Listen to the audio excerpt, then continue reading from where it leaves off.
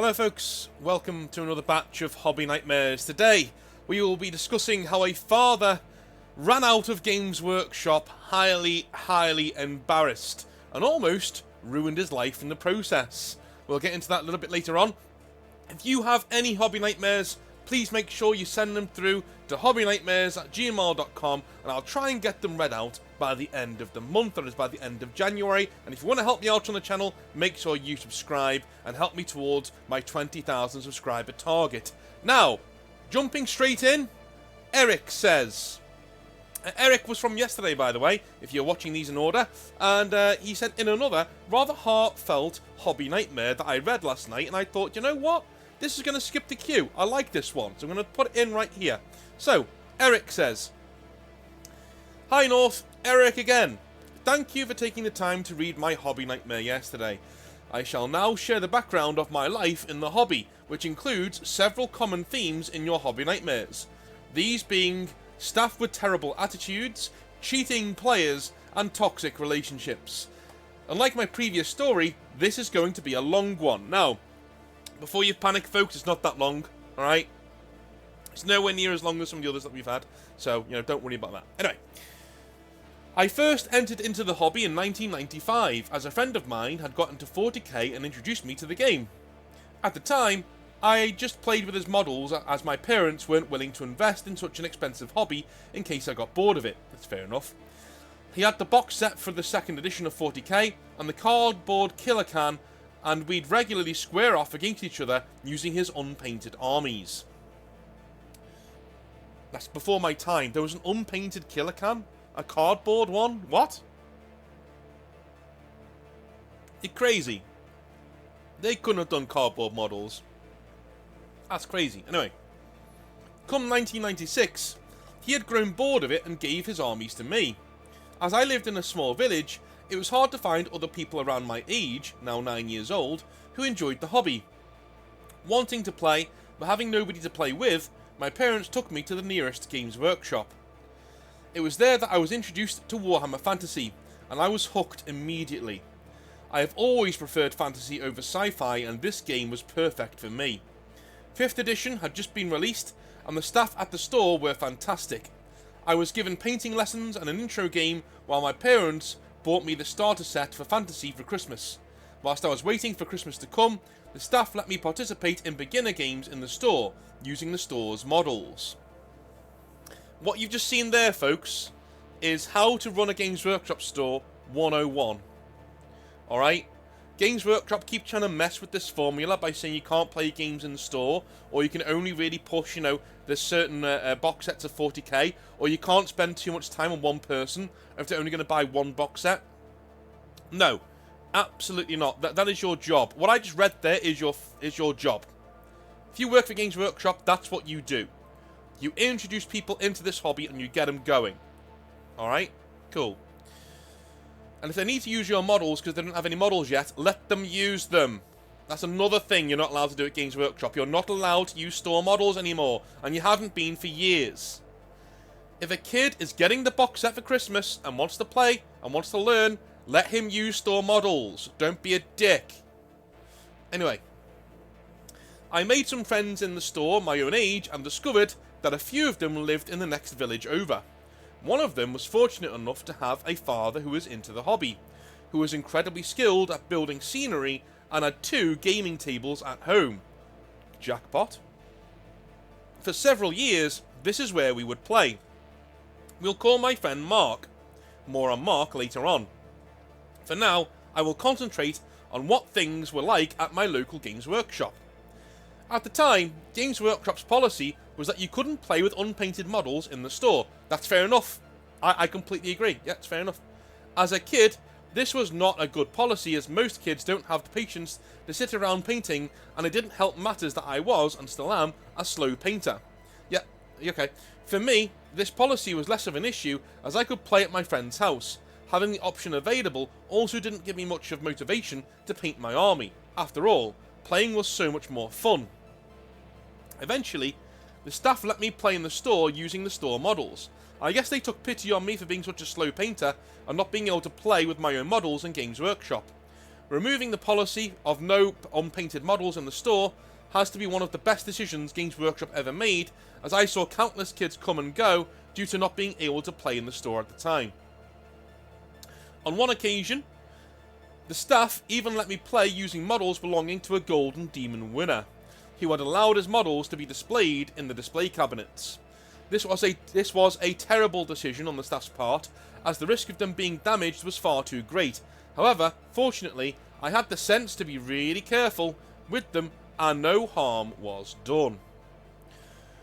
The store continued to be great for years. By the time Lord of the Rings came out in 2001, I was 14, and I was regularly helping the staff out running intro games for Lord of the Rings in store. Since I had better knowledge of the rules than they did, this would eventually spill over into me running intro games for fantasy when the staff were busy as well. They would give me some freebies in the form of blister packs for helping them out every so often, which was very nice of them. Again, these are all things you can't do nowadays. You literally cannot do them. You will get a formal warning if you do any of these things at Games Workshop these days, alright? So don't... The innocent days of Games Workshop being a nice, bright place full of Warhammer Fantasy miniatures, yeah, that's gone.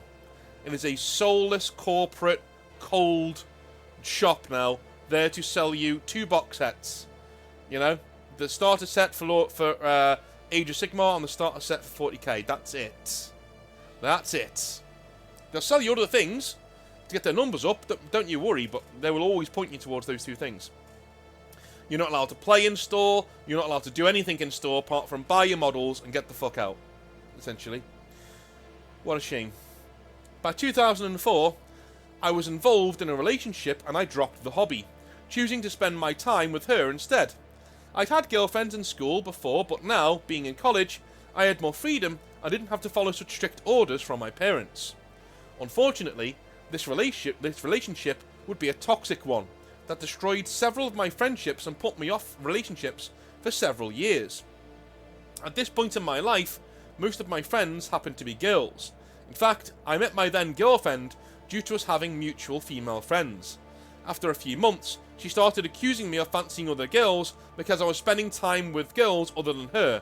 Of course, this was absolute nonsense. Well, it may be nonsense. It may be nonsense, right? But I'm going to take her side here. Okay. Most girls that I know who hang around with dudes mostly, alright, are bad news. Unfortunately. Most girls who say, oh, I don't really get on with other girls. Most of my friends are boys anyway. I'm like, oh really? Okay, there's the door. Goodbye. Right? I've dated them. I've been around them for years. I've been in the metal scene for years, and 20, 30 years. You know, I've been around the metal scene. I've met a lot of these women. They've all been fucking trouble. All of them. Right? I can't think of one who hasn't gone off the rails. Alright? These are women with daddy issues. These are women with serious hang-ups about men that they're trying to fill with as many cocks as possible. Okay? Sorry, it just is what it is. It's my experience, guys. You can say it's not. You can say that's not how it is, or all you want, because you've not had that experience. But I have, and a load of men around me have. So, you know, a load of people in the comment section have. It's just, it's a stereotype that is there for a reason. All right. If you meet a girl who has loads of male friends and no female friends, or very little female friends, that's cause for alarm. Alarm. It's a big red flag. If other women don't like your girlfriend, if other women don't like their boyfriends being around your girlfriend, that's a bad fucking sign. Bad. Alright? So your girlfriend had a point here. If all of your... And the same thing goes for men with loads of girlfriends, by the way. Straight men with loads of girlfriends. Mate, if you're a woman, that's a red flag. That is a red flag if you're a woman. I may say lads and mate a lot, but I'm talking to the women as well. If your partner's friends with loads of girls, nah, man. Nah, yeah, no. Something's going on there. That's just how I've always been. You can have girlfriends and boyfriends, don't get me wrong. You can, right? But if most of your friends are of the opposite sex, that's going to freak out any future partner, and it should do. It should do, right? Why don't your own people, why don't your other men like you? I wonder. Again, I've known love rats who have a loads of female friends because they're good with women. They're good at talking to women, they're good at being around women, but other men don't like them. Why? Because they'll snake their girlfriends. Or flirt with them openly in front of them. Shit like that. If their own kind, if their own sex doesn't like them, that's a big, big red flag. Huge. Alright? Anyway, carrying on.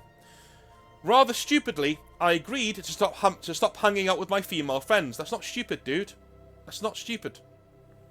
Alright? I've explained why. If you want to hang out with your female friends, do it, but split up with this girl. Alright? She's getting freaked out by it. It's one or the other. Just no hard feeling. Just split up with her. You know? At least I did with our mutual friends. At college, I had a mixed group of friends that was 3 guys, one of which was me, and 6 girls, which I was hardly going to abandon everybody just because she was being paranoid.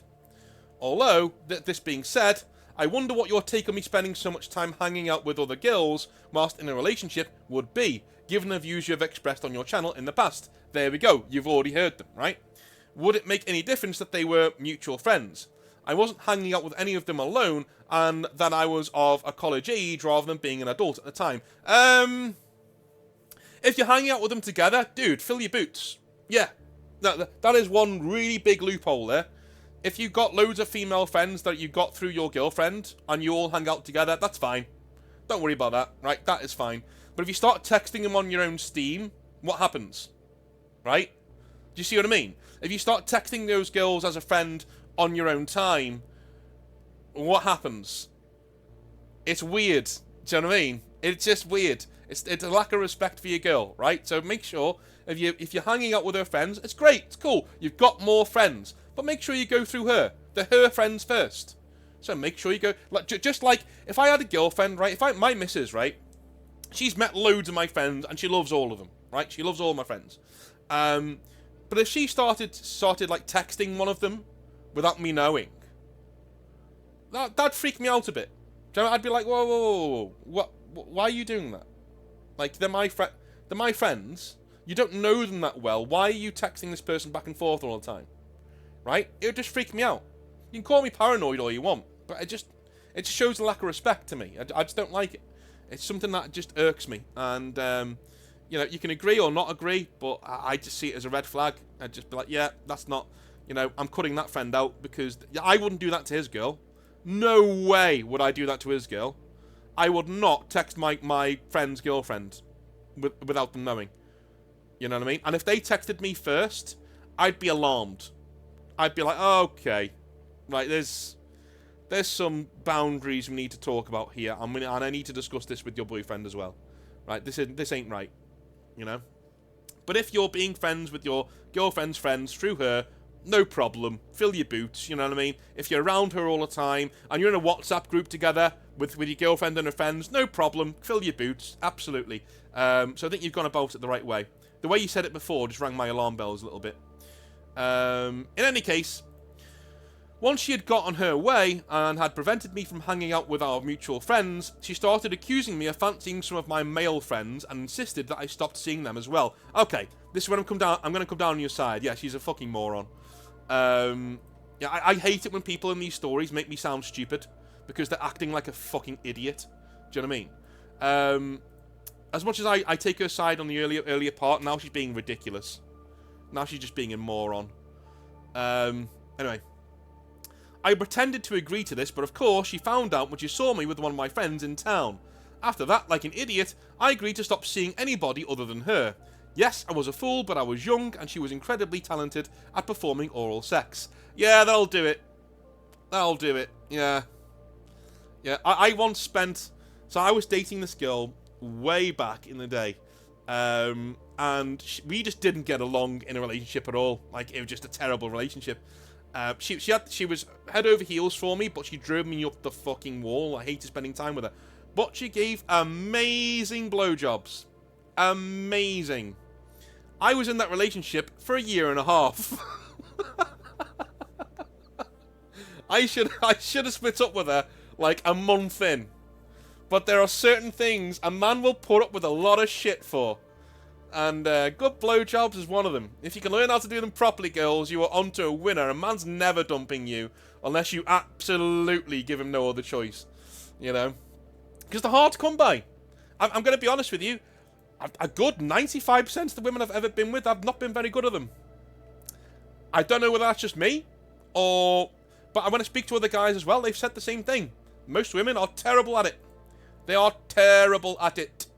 And they think they're really good. That's the really tragic thing. They think they're really good at it because our bodies respond to everything. Do you know what I mean? Our dicks respond to everything. But my love, if you're listening to this, my darling, if you're listening to this and you're a woman, right, and your man's been blowing smoke up your arse, saying that you're okay at doing oral sex, just remember, if we sit on the back of a bus and it's vibrating, we get a hard on then too. Just saying. Just saying. Anyway, unsurprisingly, it didn't take long for this relationship to blow up, as a couple of months later, she slept with one of my friends, and I broke up with her. Oh my god! Oh no! Oh no! She was delusional and thought that she had done nothing wrong, and accused me of pretending to be upset to make her feel bad. Again, this is all your fault. You should have just broken up with her. To try and get revenge on me, she told her stepmother that I had uploaded sex videos of us to the internet. You see, her stepmother's family were members of a London-based gang whose members have committed multiple murders. Dude, are you living inside of a novel? Is this true? You're starting to stretch the boundaries of truth now. That I can believe. I received a phone call from her stepmother informing me that she had told... That's me, by the way. I forgot to switch off my notifications. I received a phone call from her stepmother informing me that she had told her family what I had done to her stepdaughter and that I knew what her family was capable of. Fortunately, the hit was called off. The hit was called off the next day after my ex-girlfriend's lies were exposed. Her story was that she had been hanging out with her ex-boyfriend, the one before me, in town that day, and that he had shown her the videos of her he had seen on his phone. When her father contacted him to ask for the videos so that he could go to the police, her ex told him that he hadn't even spoken to her for 6 months and that she was lying. Good lad. Good lad. The hit was called off. These are guys living in their born identity. This is great. In 2005, I returned to the local games workshop. Oh, the hobby's here again, folks. Hooray! Welcome back. Welcome back, hobby time. In 2005, I returned to my local games workshop to find all of the staff I knew had gone. The manager was fine, but the rest of the staff were absolute pricks. When I came in looking to paint one day, one of the regular staff members was there. They told me that I couldn't paint unless I had my own palette. Games Workshop didn't even sell palettes at the time, and the store just sold old tiles. Or just used old tiles. And it's not like they were going to get a sale and I could have bought one in the shop. When I returned with a palette the next week looking to paint, it was just the regular staff members again. They laughed at me for having brought in my own palette, as instructed the previous week, before telling me that I couldn't paint in the store as they only allowed their friends to use the gaming table. I left and didn't return to the store for several years as a result of their behaviour. Yeah, that's beyond the pale douchebaggery, yeah. That I know of, those staff members drove over 20 people away from the store, comfortably costing the store over £1,000 a month in sales. For me, this was less of an issue as I could still play at Mark's. For others, there was nowhere else to go, and several of them left the hobby as a result. Now, on to Mark. Mark was the biggest cheater I have ever known. Oh no. He would make rules up all the way down to stats. From what I remember, his basic Skaven clan rats, worth 5 points each, were strength 4, toughness 4, with 3 poisoned attacks and a 5+ save. Meanwhile, my Saurus warriors had similar stats, with 1 less attack and no poison, but they were worth 12 points each. Yeah. We all knew he was cheating, but since he had such a nice gaming tables and scenery, we put up with it. After all, this was the only way we were going to play such games, living in a small village. We didn't have access to gaming clubs and none of that stuff. None of us enjoyed playing Mark. He would always have at least twice as many models on the table as we did, and his inflated stats ensured he won basically every game. I only recall him losing twice. In one, he had bad luck with the dice throughout the game and got decimated in magic phase. In the other, due to constant cheating, he wasn't a good tactician and overlooked the objectives in the scenario being played. Fortunately, he had 2 tables, so, whilst one of us was wasting time playing Mark, other people could enjoy a proper game on the other one. After playing this way for several years, I returned to Games Workshop to find that the pricks had gone, and there was now a new staff. The new manager was amazing when it came to getting people into the hobby. He was really enthusiastic and his knowledge of lore was second to none. He also regularly created exciting events and unique creative twists. The store was booming once again. Just stopping there for a minute, have you guys noticed in these hobby nightmares, as much as I have, that Games Workshops tend to go in a secular format? You know what I mean? Like they'll have a really bad manager, like a trough, really bad manager, and it'll tank the entire store. And then they'll get an amazing manager in to really rocket the store back up again and take all of that goodwill he's built up and ride it, you know, because he's not the last guy. Amazing. And then he leaves and they get a really bad one in again, and it goes in that kind of way. I was once told by a trainer that as long as that line is trending upwards in numbers, they can have peaks and troughs. But as long as those peaks and troughs are trending upwards, it's fine.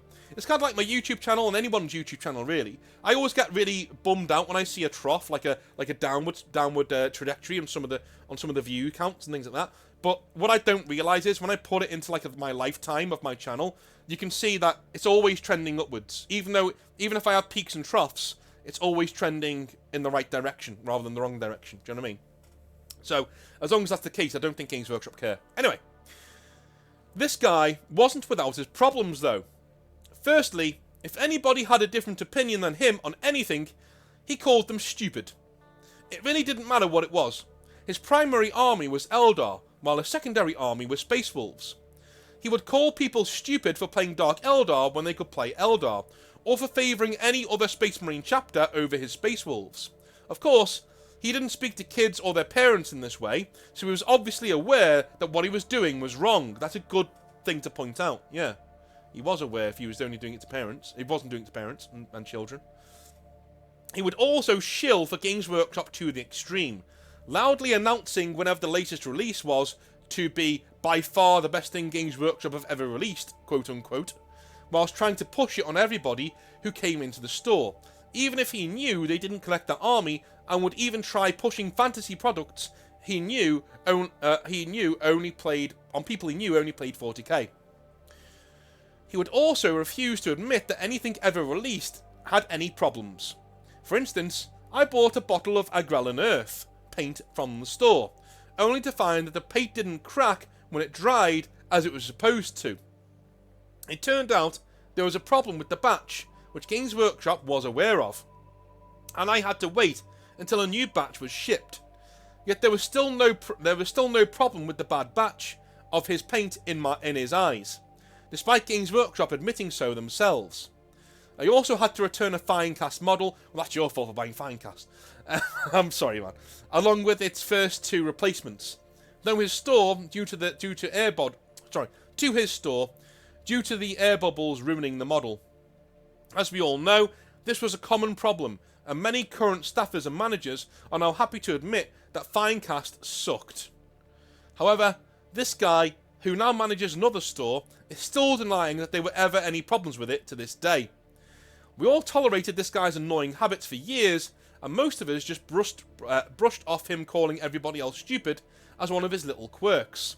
After all, he was regularly running fun events, and this kind of made up for it.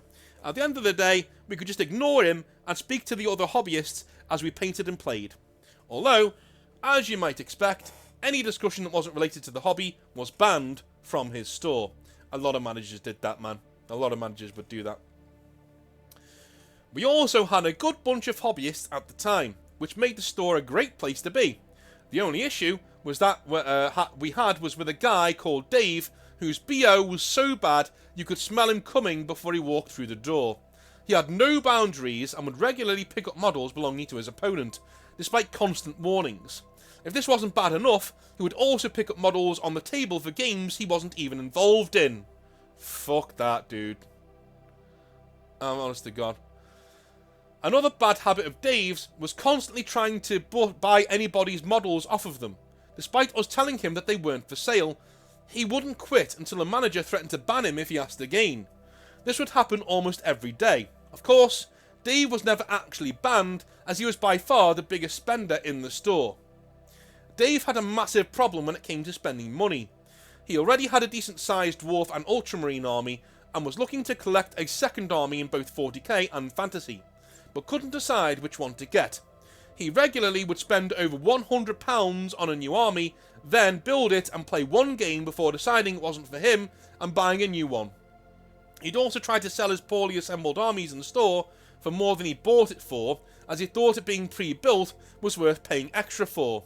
Of course, the manager threatened to ban him for this as well. This doesn't seem like a guy who understands the hobby. That, 50% of the hobby is building your models into something unique that is cool for you, In fact, it's my favourite part of the hobby. My favourite part of the hobby is actually building the models and converting them. It's like somebody saying to me, "Hey North, you wanna buy these models for more than I paid for them?" No, not really. Oh, okay. Well, well, here you go. You don't need to do that bit that you like. The building of them. You don't need to do that anymore. Well, I don't want to buy them then, do I? This guy does not get the hobby. He just doesn't understand it at all. I remember one week he came in and tried returning the Eldar army he had bought the week before. While he hadn't built it, the boxes had been opened and the pieces cut off the sprues, so the manager wasn't able to refund or replace them. Fair enough. Dave then begged somebody to buy it off of him in the store, explaining that he was struggling to pay for that month's rent. The manager threatened to ban him again before telling him he should think properly about what army he wants to collect first, instead of buying a new one every single week. Despite saying this and having heard his plight about struggling to pay the rent, the manager still sold him about £150 worth of Necrons. What the fuck, dude? This manager's he's delightfully evil. I love it. That manager's departure coincided with Games Workshop's decision to stop gaming in store altogether. While the new staff have much better personalities, the manager is very much a stickler for the rules and refuses to have any kind of gaming in store at all, and will use a stopwatch to ensure that those who book the painting table are not there for a second longer than their designated 45 minutes. That's bollocks. You can't paint in 45 minutes, dude. I've done maybe the halberds on 5 Marines in 45 minutes. That's it. What are you doing? The staff members are working on getting the manager to change his mind about the gaming, as they all think it will help the store, while the manager is afraid of stepping out of line. The staff claim to have been wearing him down over recent weeks, so we will see what happens. Anyway, thanks for reading. Regards, Eric. Well, show him some of these videos. Number 1. See what he thinks about them. Bob That Mage says... Bob That Mage. Alright. On your shoulders be it. Hey North. Sorry, this is the next Hobby Nightmare, by the way. I've just realised I started reading without actually saying that, in case this is your first video. Hello. Thanks for watching. So, our next Hobby Nightmare is from Bob That Mage, and he says, Hey North. I have a quick Hobby Nightmare, but I chuckled so hard when thinking back to it the other day in the shower that I felt I just had to send it in. Well, I'm glad people are thinking about my channel in the shower. That's nice, I think. This took place at my local Games Workshop that I had been frequenting since my university days when I moved to my local city. I started going to the store with a friend of mine by the name of Liam, who was a nice guy, couldn't do enough for you, salt of the earth type and all of that, and was a good-looking ladies' man. Like, I got so many dates from him, just being around this guy and speaking to the friends of girls he was dating. It was crazy. A good university friend for sure. We fell out of touch for a while when he moved to the UK for a while, and on his return he ended up getting married to a local girl and then having a few kids in all of the space of a few years. I'm guessing you guys are American, right? We got back into contact with each other and ended up heading to the hobby stores and different tournaments together again, as I had never left the city as I'd gone into project management. I love building things, and so eventually I became a city planner. Oh, that's cool. I shit you not. I'm a dab hand at city skylines and all that, and actually have a large YouTube channel that I will not plug here that discusses city building and the game itself. I sent you a link if you wanted to check it out and say hello on stream one time. Okay, cool. I might do. Anyway, the years rolled on, and eventually Liam started bringing his young son to some of our gaming evenings, which was great. They would play Black Templars together.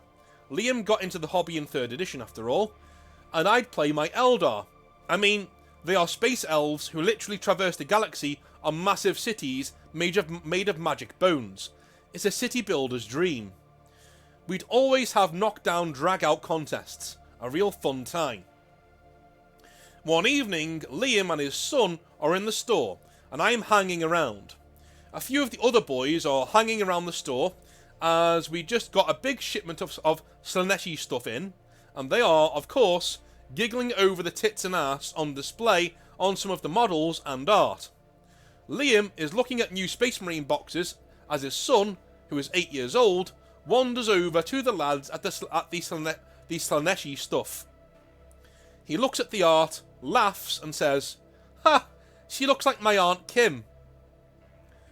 "Your Aunt Kim? I didn't know you had an aunt," one of the other boys says. The son just shrugs. "She's my dad's special friend, but she wears stuff like that at the house a lot." "Is she hot? A friend of your mom's?" one of the other boys asked. The kid shrugs. "Nah, she's never around when mom's home. I guess she's nice." A few of the older boys in the group are now going red in the face and looking at each other. I love that. That's so cool. Like, all the other lads are like oblivious. I like they're like 13-year-olds looking at each other like, oh boy. That's brilliant. I move over to the son and ruffle his hair and tell him to go and see his dad for a while. I then told the boys to remain very quiet about what they just heard. I didn't know anything about it myself, but it was just but it was none of our business at all. Okay, cool. Then Kim walked in. Hot as you like, she was actually somebody I recognised as a dancer with the local goth circus group. You can imagine the type. Tall, high cheekboned, domineering, massive tits. She walked in and said something furiously to Liam, who babbled something in return.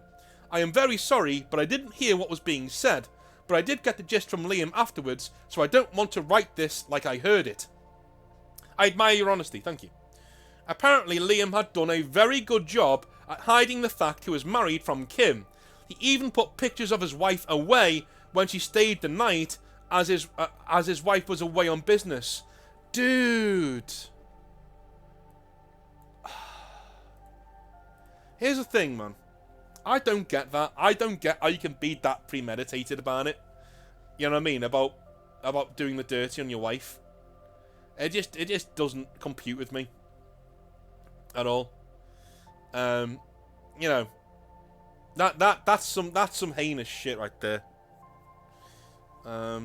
There's one thing to go off and like on a business trip yourself and like bang a chick when you're out there in a moment of weakness, or like if you're drunk or something. That's one thing. That's bad enough. But to actually invite somebody into your marital bed and get rid of the pictures of your wife as well, so she won't see it, man. That's some. And expose your son to it. Ah, dude, no, not for me. Not for me. One of Kim's friends had bumped into Liam's wife, went out for coffee with mutual friends, and recognised Liam on the photo in her wallet. Yeah. Cheating ain't ever worth it unless you both agree to an open marriage, and even then, it's basically marital suicide. Liam received a slap in the face, and the boys at the back of the store burst out into raucous laughing. I can't blame them. The timing was too good. I'll say this, right? I've given advice before when somebody, I think it was somebody who came on the channel and was saying, look, you know, I'm not finding my wife like attractive anymore, but I love her. Like, I absolutely love her. You know what I mean? We've had kids, and I don't want to break up with her, but like we never have sex. And that, it was somebody who said that, and I advised him to, if it was a choice between breaking up with her or an open marriage, then discuss the open marriage. Do you know what I mean? At least discuss it, because then you've got a chance of saving it. You know, a small chance, because they never hardly ever work out, but you've got a chance. You know, but that's probably the only time I would ever say, you know, go out there, try and get permission from your wife to just go and get some strange. It does happen. I'm telling you now, it happens. I'm telling you now, a lot of women out there, they care far more about if you're in love with somebody else than if you're actually shagging somebody else. Trust me, right? I'm not saying go out there and do it. I'm saying if in an extreme example like this, very extreme, where you love this woman as much as you can, as much as you've loved anybody. She's a wonderful mother. You've got a great family unit, but you're miserable because you're not having sex, and she's not interested in it, and you're not finding each other attractive anymore, but you're staying together for the kids. Then maybe have a little talk about being adults about it and getting some strange elsewhere, right? You're still a teen, but you're getting your rocks off elsewhere, you know? And if she won't do that, then you've got your answer, and you can go away and live your life. You can then decide to stay in the marriage or to leave it, you know? You can do that. And if she says yes, then happy days. You can try that, see if it works out for you. Hopefully it does, and if it doesn't, then, well, you tried to save the marriage. You know, that was my point. A lot of people got really annoyed at me for that, and I was confused as to why. They probably didn't even... I think a lot of people on different YouTube channels as well, I've noticed, they listen to the first part of your point, get really incensed, write a YouTube comment, then listen to the rest of the video, and don't take back what they said. Do you know what I mean? Happens a lot, and it's really frustrating, and I no longer truck with those people at all, because they just don't listen to anything that you're saying. You know, it is what it is. They would rather pretend to have not seen the rest of your video than actually admit that they're wrong, which is pretty shitty, but yeah, it is what it is. But that's the only time I would actually suggest opening up your marriage. You know, is it an extreme example, you know? But other than that, fuck me, man. Don't cheat on your missus. Don't do it. You know, and especially don't do it in your own house and expose your kids to it. That's the lowest form of that shit, dude. That's the lowest. That's terrible. That's fucking terrible. Liam went home and repaired his marriage. How? How? Tell me how he got out of that. I need to drink the Kool-Aid he's drinking. He stayed out of the store for a while, and as far as I know, he has never strayed again or done anything like that. Mainly because we are a lot closer now, as I supported him through that. If he was up to shit, I'd see the signs these days. He was very lucky his wife took him back, but it was touch and go for a long, long time. Anyways, thanks for reading, Bob. Dude, that is, I'm surprised you took him back. I'm flabbergasted at that. Honestly. But if anything proves my point, it's that. Right? He wasn't in love with Kim. I'm telling you now, if he went to his wife and said, I'm in love with somebody else, she'd have kicked him to the curb in a second and been utterly, utterly devastated by it. The fact that he's been shagging somebody else, he's devastated, but she's gotten over it and taken him back. I see this shit all the time. With friends and extended family and things like that, where shit like this has gone on. And the wife has always taken them back. Because they're like, yeah, well, he's not... It's just crazy. It's crazy that it goes that way. And men are the other way around, I find. Men are very much like, if the woman comes up to you and says, I'm in love with somebody else, you go, well, we can work through that. But if a woman shags somebody else, you're done. You're gone. And it's devastating, you know? It's weird. It's a weird dichotomy, isn't it? But anyway, I'm surprised you took him back. Especially, like, it's the exposing the kid to it, man. That's unforgivable in my eyes. That's when you're entering into unforgivable territory. That's it, right there, you know. That's just my opinion, you know. Don't take it as, you know, don't take it as read. I don't know everything, you know. I'm a moron, just like everybody else. But yeah, that's just my opinion. I think that's a bit beyond the pale. But anyway, love you a long time. I will speak to you tomorrow for a very interesting video where I've asked the Brain Trust, okay, and the group on our Discord of ex-people who used to work for Games Workshop or have been around it quite a lot, what it's actually like working for Games Workshop in your opinion. It's something that I've not really covered before. I've covered my own thoughts on that, and I've covered, you know, the hobby nightmares and the bad events and the good events that have happened in Games Workshop to different people, but I've not actually asked, hey dude, what's it actually like being there and working? Because a lot of you are in the new year now and you're thinking about going into different jobs or maybe applying for new jobs, and I'm getting more and more emails of people applying to Games Workshop. So that'll be tomorrow's video. Be nice and fun. I'll see you then, and then I'll see you on Friday for some more hobby nightmares, and Fridays will be a fucking doozy. It's huge. I'll see you then. Have a good one. Bye now.